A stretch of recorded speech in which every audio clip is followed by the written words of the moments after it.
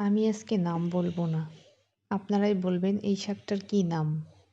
চিনতে পেরেছেন দেখেন তো? আসসালামু আলাইকুম। সন্ধ্যার পর বাজারে গেলেই আমাদের এখানে যশোরে আসলে অনেক ধরনের শাক পাওয়া যায়।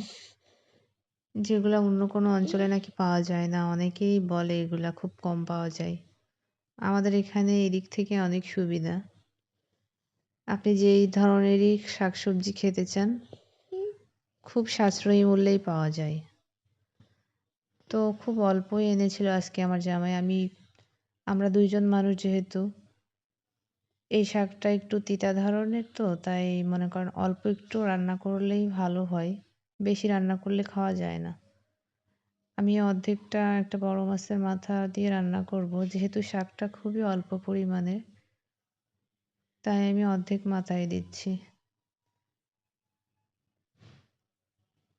বড় একটা কাতলা মাছের মাথা অর্ধেকটা ভাজি করে নিয়ে তার ভেতরে পেঁয়াজ, রসুন আর কাঁচামরিচ দিয়ে দিয়েছি। বেশ অনেকটা পরিমাণেই রসুন দিয়েছি এবং জিরা দিয়ে দিয়েছি। আর একটা আলু দিয়েছি মিডিয়াম সাইজের কেটে এরকম ছোট ছোট করে নিয়েছি আমি। মাথাটাকে আমি ভেঙে ভেঙে দিব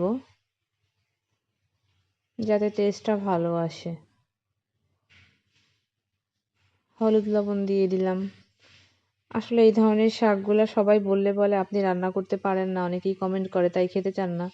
সময়ের সাথে সাথে মানুষের রুচি, স্বাদ সবকিছুই বদলে যায়। এখন যেহেতু শুনি এই শাকটা নাকি শরীরের জন্য অনেক উপকার, ব্যথা কমে, অনেক ধরনের সমস্যা থেকেই আর কি নাকি মুক্তি পাওয়া যায়। তাই এখন খেতে খেতে একটু মুখে ভালো লাগে। কিন্তু একটা সময় ছিল আমার মা রান্না করলেও খাওয়া হতো না, ভালো লাগতো না। কিন্তু এখন শরীরের কথা বিবেচনা করে হলেও খাওয়া লাগে। যেহেতু ভালোই লাগে, খারাপ লাগে না এখন আর। যদি অনেককেই বলি আমি এটা পছন্দ করি না, তখন বলে যে আপনি রান্না করতে জানেন না তাই ভালো লাগে না। হইতে পারে। আপনারা যা বলছেন ঠিকও হতে পারে।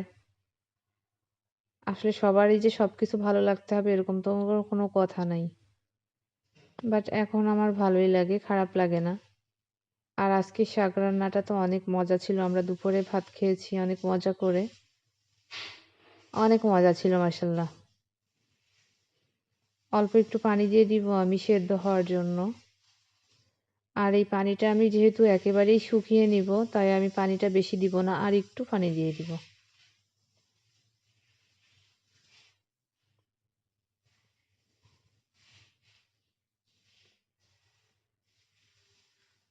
পানি এখনো পুরোপুরি শুকায় নাই, পানি এখনো অনেকটাই আছে। আমি পানিটা একেবারে শুকিয়ে পোড়ো পোড়ো করে নিব।